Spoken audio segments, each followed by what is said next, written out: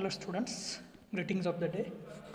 From the last few days, we are discussing our unit number 2, that is software requirement engineering and analysis. So under this unit number 2, today we are going to discuss the requirement elicitation process. So let us start with the today's topic.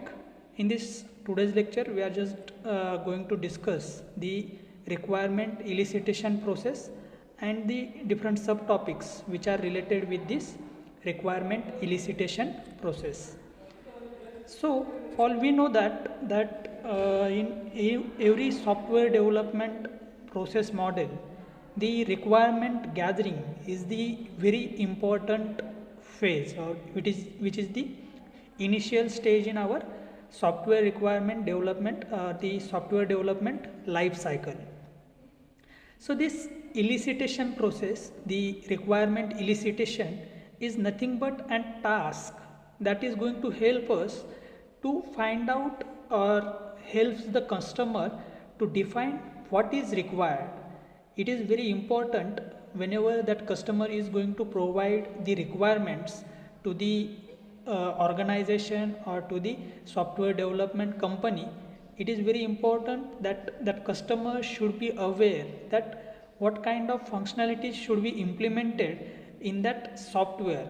For that purpose, this elicitation process is going to help to such a kind of customer.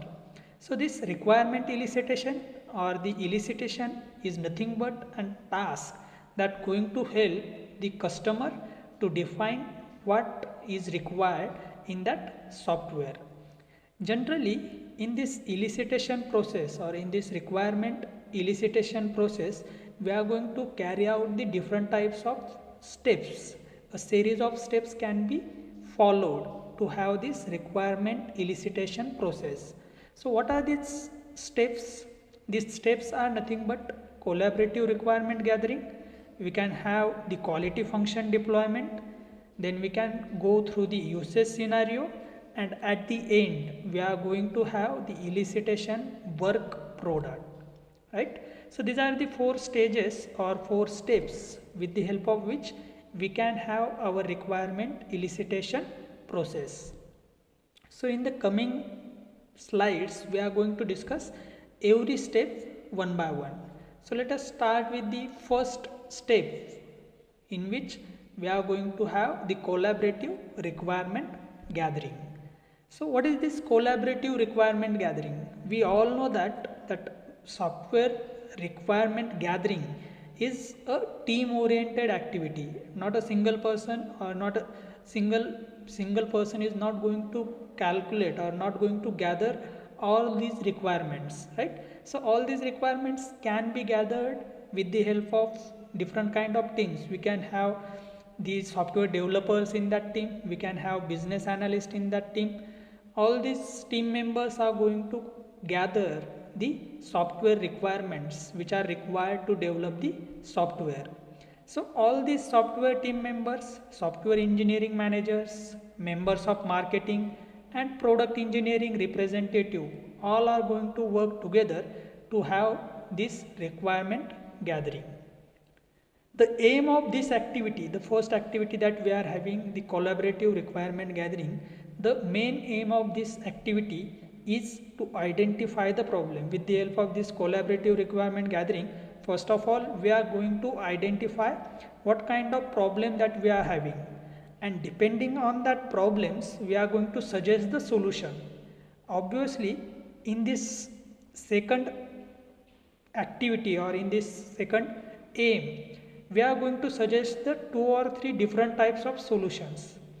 Among those 2 or 3 different types of solutions, we are going to navigate the different approaches. With the help of these different approaches, we are going to identify, or we are going to analyze the different solutions that we are having, and with the help of this analysis, we are going to use a specific preliminary set of solutions for those requirements. We are going to specify the preliminary set of solution to have those requirement gathering. So this is nothing but the first step that we can use in our requirement elicitation process.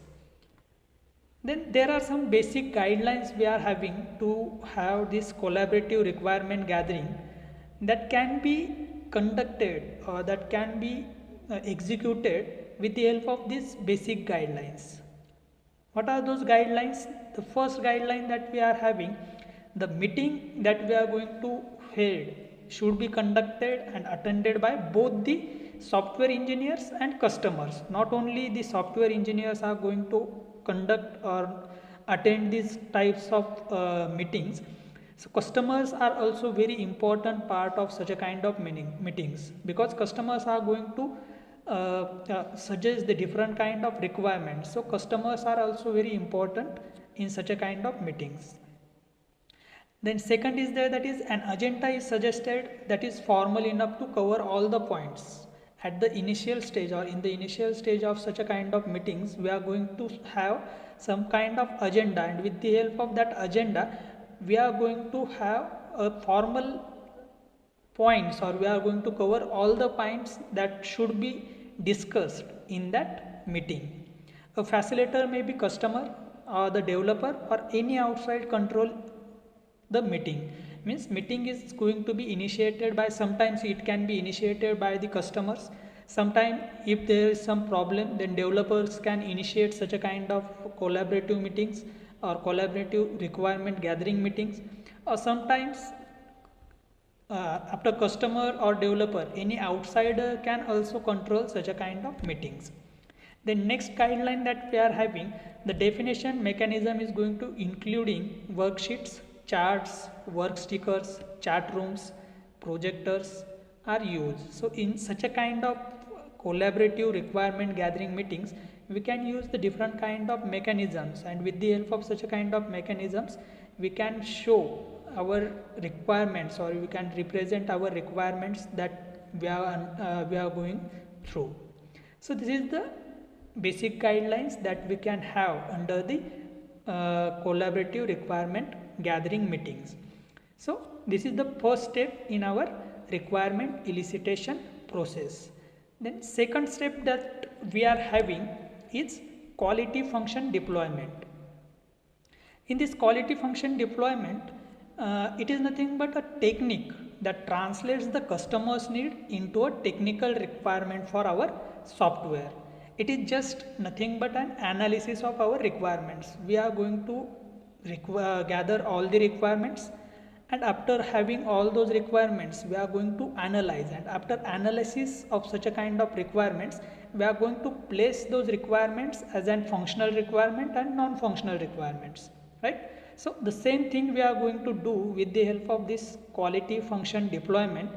With the help of this technique we are going to translate the customer's need, the requirements that we are having in the form of requirements as a form of customers needs, that we are going to transform into a technical requirements for that software.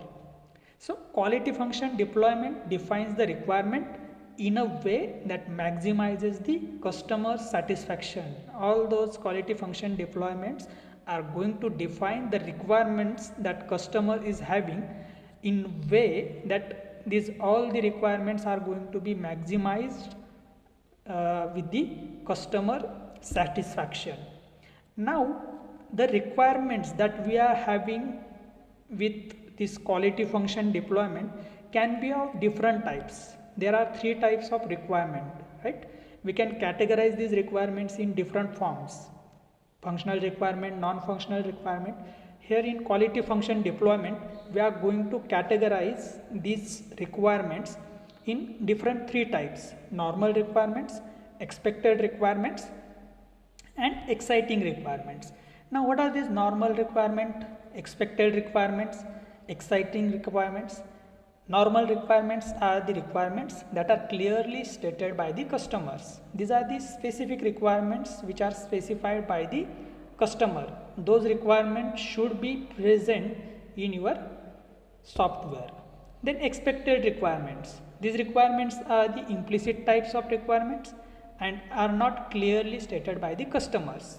There are some requirements which cannot be stated by the customer, but still such a kind of requirements can be implemented in our software. That's why such a kind of requirements are known as customer requirements. And the third one is there, that is exciting requirements. These requirements are neither stated by the customer nor expected, but still such a kind of requirements are going to be implemented in our software. So these requirements are the exciting requirements. So this is the second step, quality function deployment. Then third one is there, that is usage scenario. In this usage scenario, it is just impossible to move into more technical software engineering activities until the software team understands how all the functionalities of that software are going to be work, how all the features that software is going to have are going to be work, right? So these functions and features are going to be used by different classes and the end users. To understand all those things, it is very important that the developer and users create a set of different types of scenarios.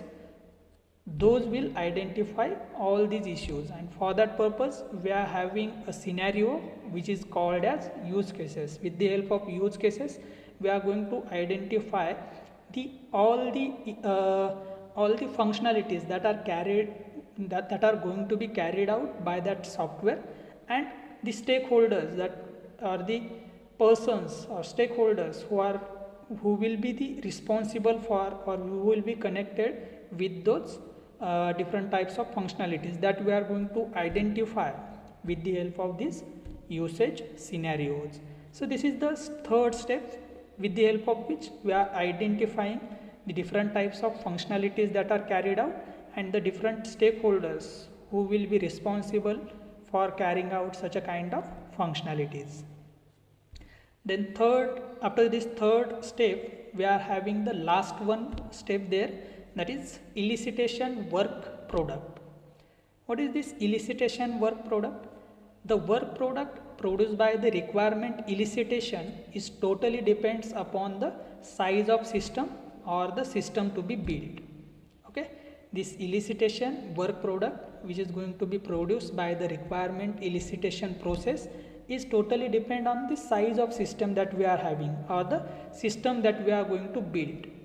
The information produced as a consequence of requirement gathering is going to include the following information. Okay, so this elicitation work product is going to give us an document, or is going to give us an information which can include the following points. What are those points? The first point that we are having a statement of need and feasibility. We can just mention the statement of need, why this software system is going to be developed and whether that system is feasible or not. That statements can be developed, or that statements can be produced as an information with the help of this elicitation work product. Then we can have the statement of scope for the system or product. Then we are going to have a list of stakeholders. Then we can also have the description of systems, technical environment, how that system is going to be work on, in which environment, technical environment, that system can run smoothly. We can also provide the descriptions about that information. Then we can also have the list of requirements and the domain constraints. Then we can also have the set of scenarios that already we discussed in the previous slide. Then different types of prototype which are developed to define the requirements clearly. Such a kind of information can be gathered as an elicitation work product. Okay, so this is nothing but the elicitation process, requirement elicitation process, under which we can have these 4 steps, and at the end of after executing these 4 steps, at the end of this we can have a elicitation work product which is going to provide the information produced as a consequence of requirement gathering, and this information that we have provided can be stated with the help of these different points. So this is the last step that we are having in our requirement elicitation process. Okay, so this is all about our requirement elicitation and requirement elicitation process. I hope you have understood topic. Okay, so in next lecture we will try to discuss the different topic. Thank you very much.